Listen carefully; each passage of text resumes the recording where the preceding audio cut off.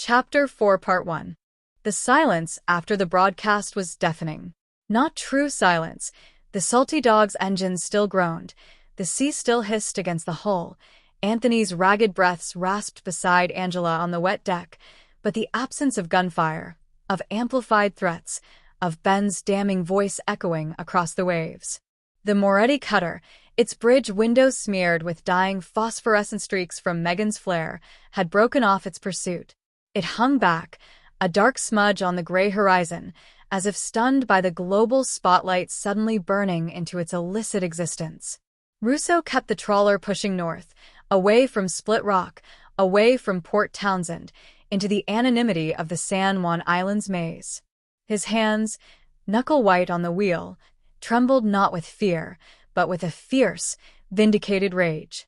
They heard, he growled, his voice thick. By God, they heard him.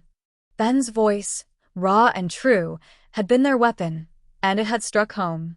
Down in the cramped cabin, Lena slept fitfully. Up on deck, Anthony shivered violently, shock setting in.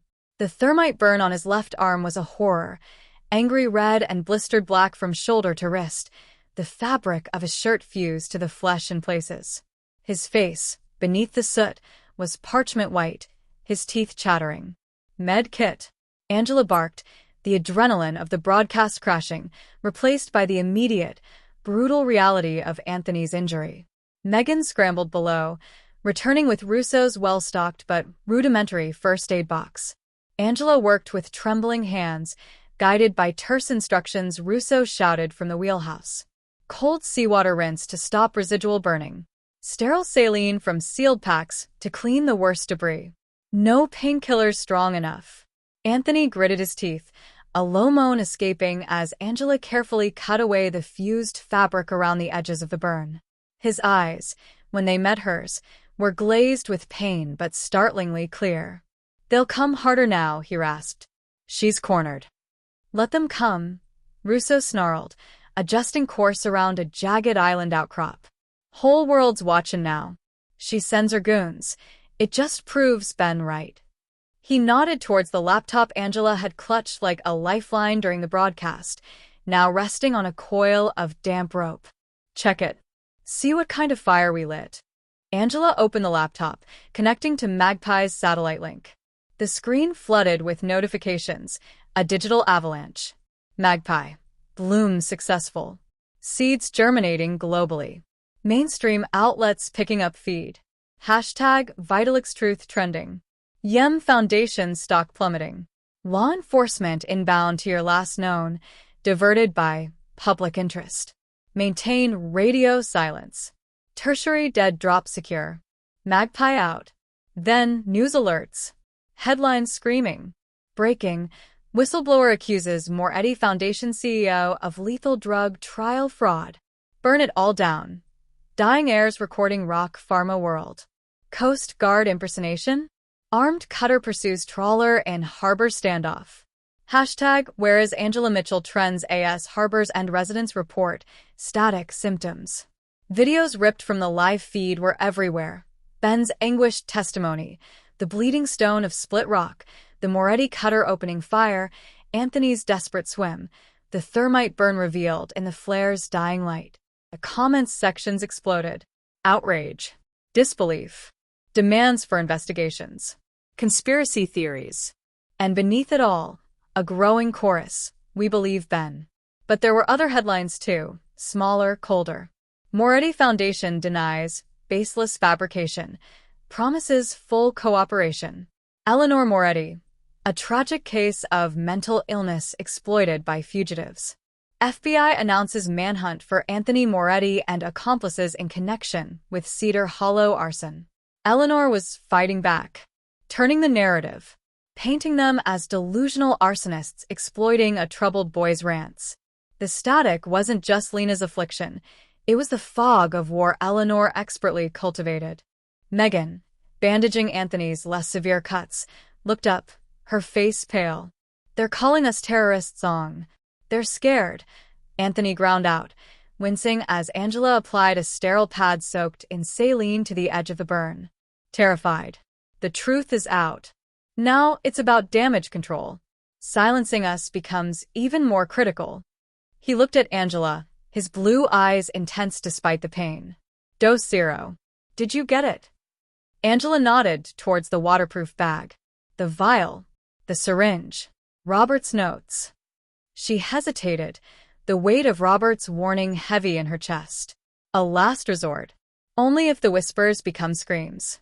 Anthony, the risk. We don't have a choice, he said quietly. If Eleanor gets it, she won't cure. She'll weaponize it. Control minds. And your mother. He glanced towards the cabin where Lena slept. The static will get worse. Robert's tea won't hold it back forever. It's dose 0 or... He didn't finish. The trawler's radio crackled to life, not on the Coast Guard channel, but on a general marine frequency. A voice, calm, professional, but laced with an undercurrent of urgency, filled the wheelhouse. Vessel Salty Dog, this is Coast Guard Sector Puget Sound, actual. We are aware of your situation and the extraordinary broadcast. We have units en route to intercept the unidentified cutter. Please state your position and condition. Medical assistance is standing by. Repeat, medical assistance is standing by. Over. Russo and Angela exchanged a look.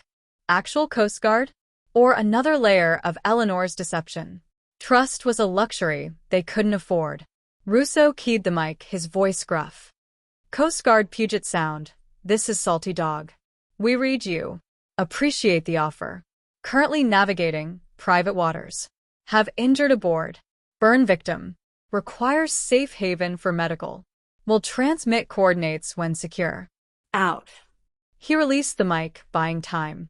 See if that cutter gets intercepted for real.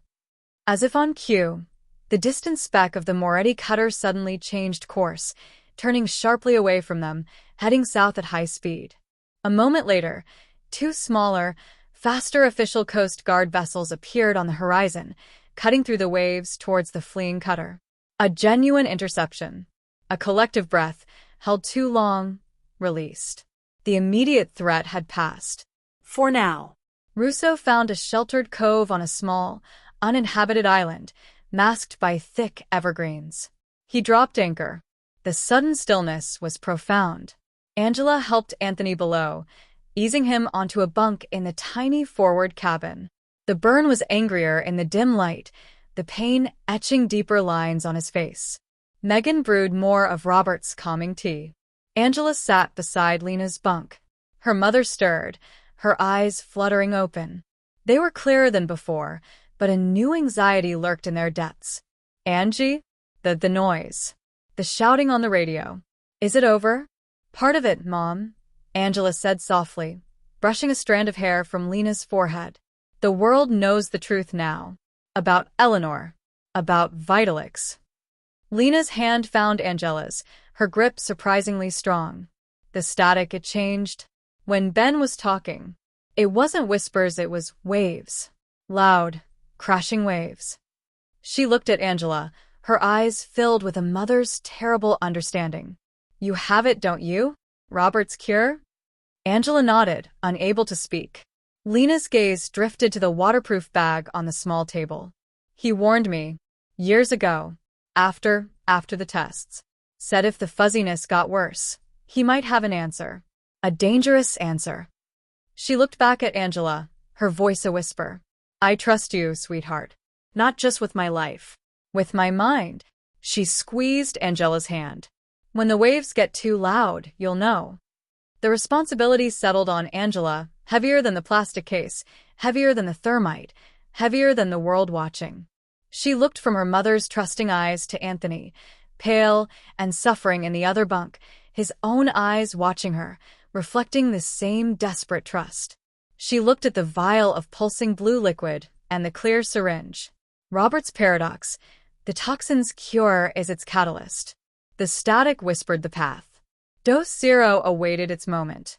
The fire they'd lit was a signal, blazing across the world, but the most dangerous flame was the one she held in her hands, ready to either heal or consume.